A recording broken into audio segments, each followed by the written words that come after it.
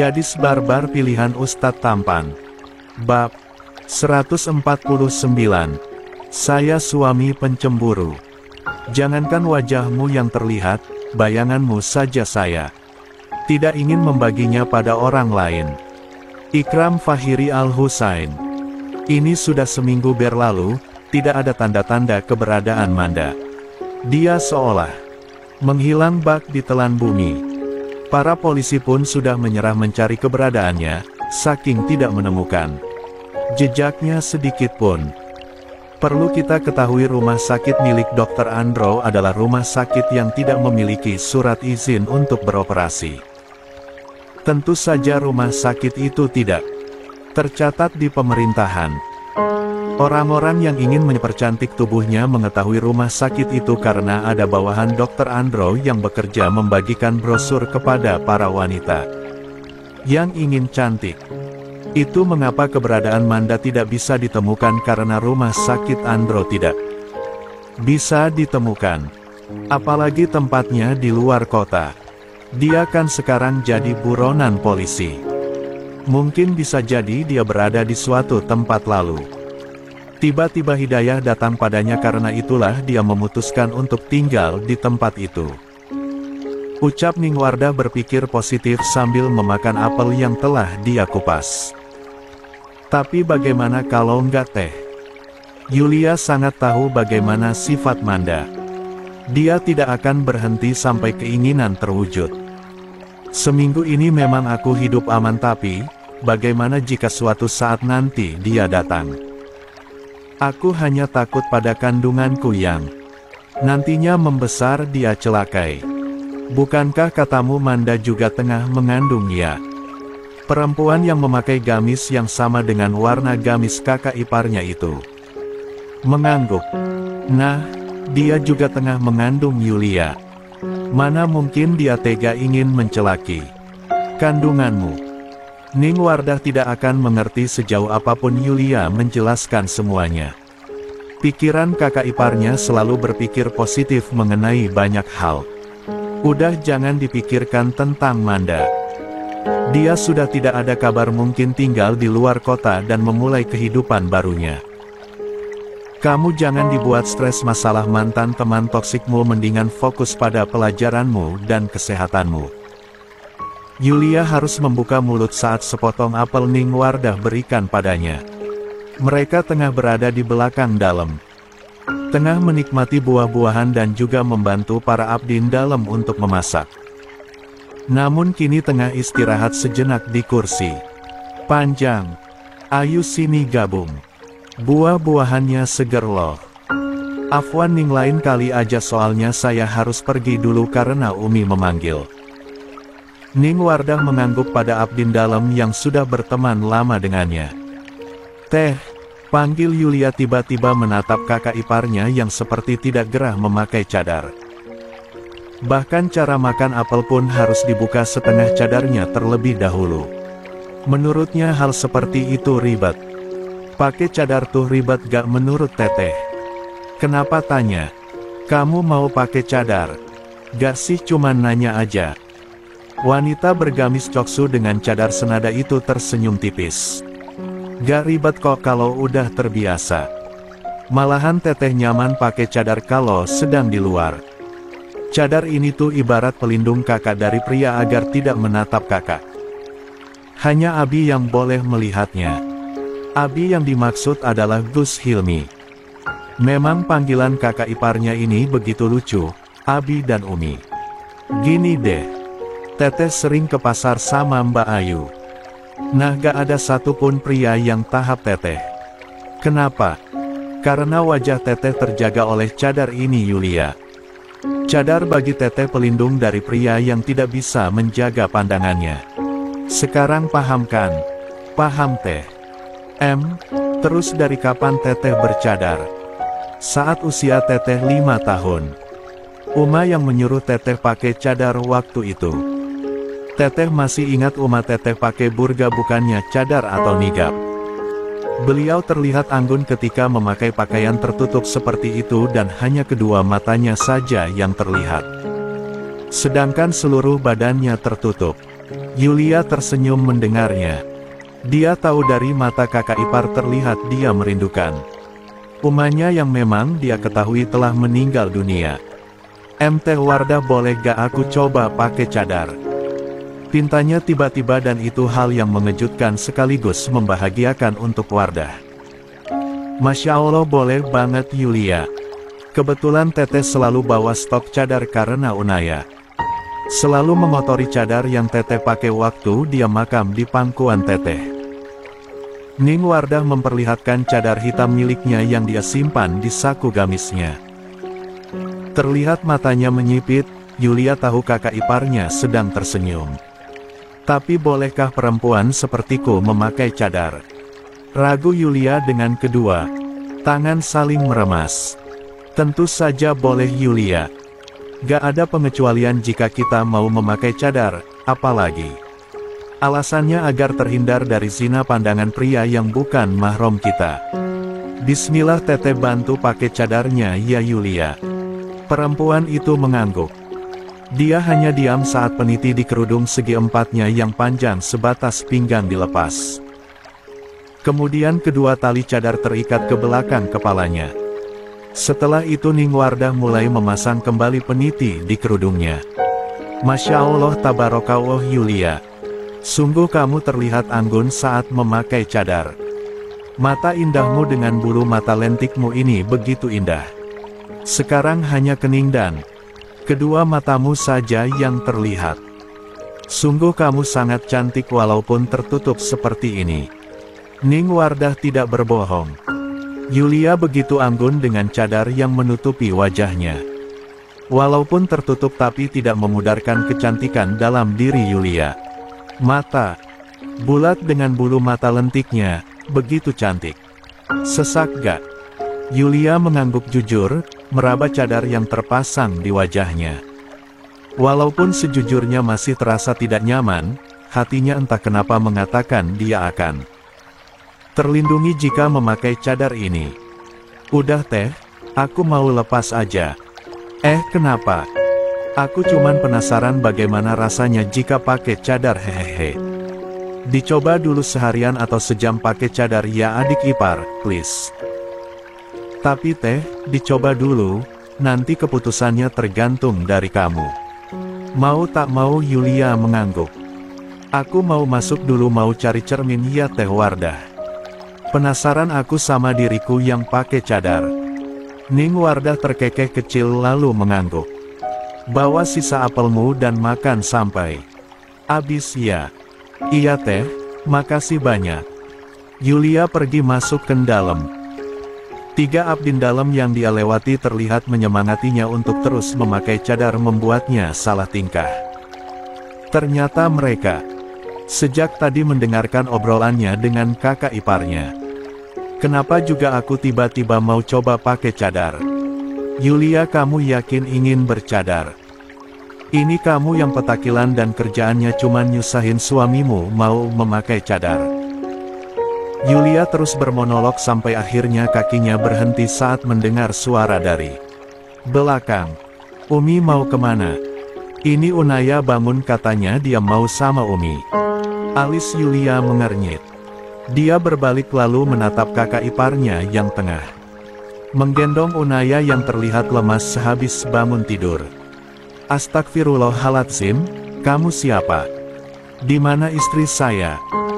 tanya Gus Hilmi sedikit terkejut. Dia kira itu istrinya karena terlihat memakai cadar, namun saat melihat lebih jelas itu bukan istrinya.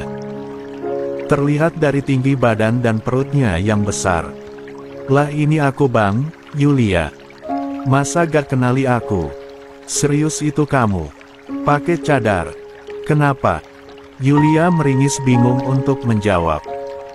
"Mbak cantik Unaya sangat cantik, mirip Umi, hehehe," ucap Unaya bertepuk tangan lalu menguap karena dia masih mengantuk. "Iya, ini aku Bang. Aku penasaran bagaimana rasanya pakai cadar dan ini aku pinjam cadar milik Teh Wardah." Gus Hilmi tersenyum tipis. "Abang pangling sama kamu loh dik. Semoga kamu istiqomah terus pakai cadar." Aku hanya cobain aja Bang." Abang doain dari coba-coba sampai keterusan. Tapi serius loh Dik Yulia kalau pakai cadar kayak berubah. Untung aja abang lihat perut kamu jadi abang yakin kamu Yulia dan juga dari suaramu. Memang sejak tadi Gus Hilmi tidak melihat mata Yulia, bahkan dia tidak tahu bagaimana mata adik iparnya. Dia selalu menjaga pandangan dan hanya istrinya saja yang boleh ditatap. Teh Wardah ada di belakang dalam. Kalau gitu aku pamit bang mau masuk ke kamar. Assalamualaikum bang. Waalaikumsalam Dik Yulia. Dadah mbak cantik, nanti sore kita main ya sekarang Unaya mau ke Umi dulu. Yulia ikut melambaikan tangannya lalu dia masuk ke kamar, lebih tepatnya kamar suaminya. Ini masih siang, jam 15 waktu Indonesia Barat dan azan asyar sebentar lagi akan berkumandang. Para santri pastinya tengah berlomba-lomba mengantri mandi sekarang ini. Yulia juga ingin ikutan bersama para santriwati lainnya tapi apa daya dirinya tengah hamil besar dan segala pergerakannya selalu diawasi, terutama oleh suaminya. Ngomong-ngomong tentang suaminya, di mana dia sekarang? Terdengar suara percikan air di kamar mandi. Dan Yulia tahu sekarang jika ustadznya itu ada di mana. Padahal belum sore loh, tapi kenapa Mas Ubi udah mandi sekarang? Menatap cermin rias di mana sosok dirinya lah yang terlihat. Menatap wajahnya dalam-dalam yang memakai cadar membuat perasaannya bergemuruh. Bisakah ia istiqomah memakai cadar? Suaminya juga ingin ia memakai cadar, namun tidak memaksanya jika ia belum siap. Memakai cadar harus memantapkan hati. Jika harus memakai cadar setiap harinya seperti Ning Wardah kecuali di kamarnya saja hati kecil Yulia tidak akan sanggup. Dia belum bisa melakukannya karena takut melepaskannya. Ia harus memantapkan hatinya dulu baru istiqomah memakai cadar. Memakai kerudung panjang seperti ini saja ia kadang mengeluh. Lah tidak mau saat memakai cadar pun seperti itu. Benar kata Teh Wardah, memakai cadar dapat melindungi diri kita. Apalagi saat sedang keluar dari rumah. Pantas saja Mas Ubi ingin memintaku bercadar, dia sepertinya selalu mencemaskanku karena para pria di luar sana tidak bisa menundukkan pandangan. Suara decitan pintu kamar mandi terdengar. Yulia berbalik lalu bibirnya tersenyum. Saat melihat suaminya datang hanya memakai handuk yang melititi tubuhnya. Masuk. Astagfirullahaladzim, siapa kamu? Kenapa kamu ada di kamar saya? Teriak Ikram dengan wajah syok. Terlihat kedua matanya melotot menatap horor pada seorang perempuan asing yang main masuk ke kamarnya. Suaminya juga tidak mengenalinya kah? Tiba-tiba pikiran licik muncul di otaknya. Tidak apakan mengerjai suaminya sesekali. Yulia berjalan ke lemari pakaian lalu memilih pakaian yang hari ini akan dipakai. Suaminya, sampai ke pakaian dalamannya. Hei hentikan. Kenapa orang asing sepertimu berada di kamar saya? Tunggu-tunggu. Kenapa kamu mengobrak-abrik pakaian saya? Ya Allah, jangan pegang celana dalam saya. Apa kamu sudah gila? Pergi sekarang. Jika kamu tidak pergi bisa-bisa akan timbul fitnah di antara kita. Ikram panik sekarang. Dia takut dituduh selingkuh oleh istrinya karena perempuan asing datang ke kamarnya. Ingin keluar tapi Ikram malu hanya memakai handuk saja. Apa yang harus dia lakukan sekarang? Yulia meletakkan pakaian untuk suaminya di atas kasur lalu berdecak. Suaminya ternyata belum sadar jika ia adalah istrinya. Yulia lupa ketika suaminya panik memang dia akan mengabaikan apapun. Bahkan dari bayanganmu saja Mas bisa tahu itu kamu. Kata-kata itu tidak berlaku sekarang. Suaminya memang terlihat tidak mengenalinya. Bahkan kedua tangannya itu berusaha menutup tubuh atasnya yang telanjang. Tunggu-tunggu, jangan mendekat. Saya bilang jangan mendekat. Ya Allah, Kenapa kamu melakukan ini pada saya? Tanpa sadar Yulia tertawa, kesannya ia seperti wanita mesum dan suaminya adalah korbannya. Tawanya mati-matian dia tahan saat melihat suaminya harus terjungkal ke belakang. Terlihat sekarang suaminya mengadu kesakitan memegangi pantat juga pinggangnya. Stop! Jangan dekati saja. Jaga jarak kamu. Hentikan, kamu sudah gila. Yulia abai dan kini malah berjongkok lalu mengelus perut six-pack suaminya di saat ada kesempatan, dan hal itu membuat mata Ikram berkaca-kaca dengan wajah merahnya karena marah. Demi Allah saya tidak ridho, selain istri saya ada yang menyentuh saya.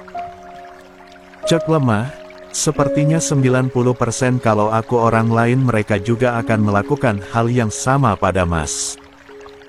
Kenapa kalau aku orang asing di matamu kamu gak kabur coba? Atau berusaha membela? Tapi ini lihatlah Mas hanya bisa diam ketakutan. Percuma takut kalau gak bisa ngapa-ngapain. Dasar suami lemah sama perempuan. So jati. Yulia mengangguk, akhirnya suaminya mengenalinya. Iya, ini aku Yulia Aureta Nazira, istrimu Ustadz Ikram Fahir Al-Husain yang terhormat. Bisa-bisanya Mas gak bisa mengenali istri sendiri. Ikram mengerjap lalu berdiri, menatap perut buncit istrinya dan mata beningnya itu. Iya. Perempuan ini istrinya, bisa-bisanya dia baru sadar sekarang. Duh, dasar suami pikun, masa istri sendiri aja lupa. Saya kamu pakai cadar. Iya, emangnya kenapa? Ternyata pakai cadar buat orang lain gak mengenali aku ya. Bahkan suami sendiri pun gak kenal sama aku. Ikram membuka cadar istrinya, terlihat wajah cantik istrinya. Ya Allah, Mas kira aku Hilda ya? Jangan lupakan tinggi tubuh, bahkan posturnya sama dengan Hilda. Enggak sayang. Mas kira kamu orang asing yang main masuk ke kamar Mas dan mau goda Mas. Kalau aku orang lain Mas akan pasrah gitu digodain. Tadi juga kenapa hanya reaksi? Takut yang kamu tunjukkan, kenapa gak kabur atau serang aja wanita yang mendekatimu? Ikram mengusap bagian belakang kepalanya. Mas juga mau serang untuk membela diri. Tapi hati Mas menolak, jangan. Untung juga Ikram mendengarkan hatinya. Bagaimana nasib istrinya nanti jika ia menyerang sebagai pembelaan? Hatinya tahu segalanya. Yulia berdecih lalu merebut cadar dari tangan suaminya. Sayang, jawab Mas, kenapa kamu pakai cadar? Tunggu, kamu mau istiqomah pakai cadar? Masya Allah sayang, itu berita membahagiakan untuk Mas. Aku hanya cobain aja bukan mau pakai. Gak apa-apa sayang, dari mulai coba-coba jadi keterusan.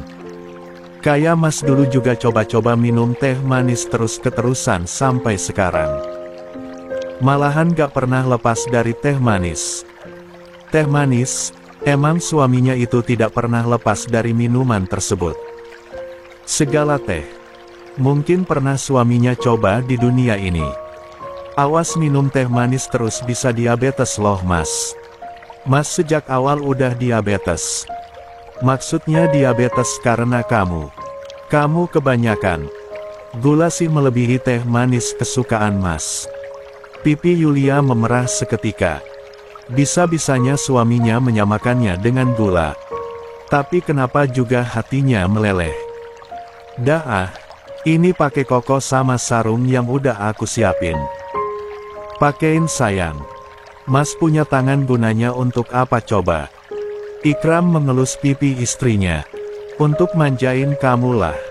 Kalau gak ada tangan Mas gak bisa elus pipi kamu dan merasakan kehangatan kamu melebihi rasa hangatnya teh manis. Cek stop, bandingin aku sama teh manis Mas Ubi.